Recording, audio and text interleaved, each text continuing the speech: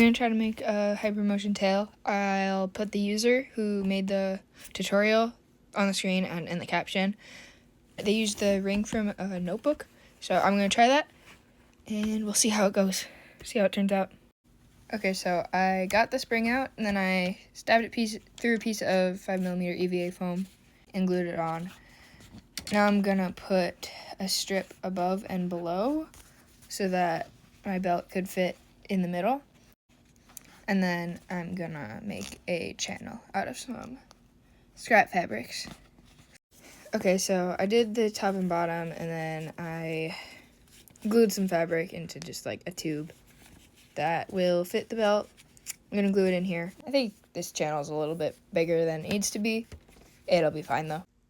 Next, I'm gonna take another piece about the same size and glue it on this side, and then I'm gonna cut it to shape. To cut it to the shape I want, I'm just going to use this rubber thing from the bottom of my water bottle for a template, and then I'm going to trace it with a paint pen because I feel like that's one of the easiest things to use to draw an EVA foam. Alright, I have the base done now. I think it's got good wags. Belt that goes through fine. At some point I might cover this whole base in fabric, but when you actually have a sleeve on it, you're not really going to be able to see it anyway. So, who knows. And then I'm going to put the making of the sleeve in part 2 because I don't have any fur with me right now. If you don't want to wait for that, I'm just going to try to explain how it works.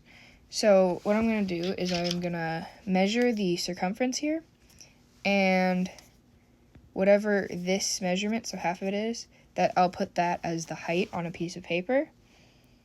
And then I will curve the tail upwards for the pattern so that it won't just flop around like this.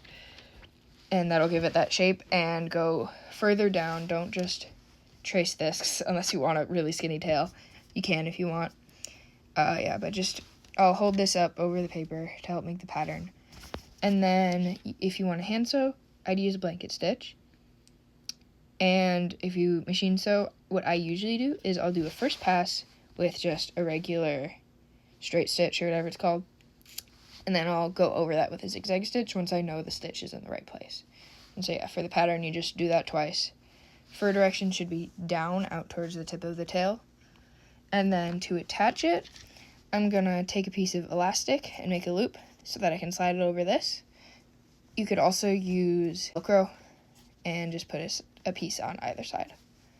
Follow if you want part 2, I guess.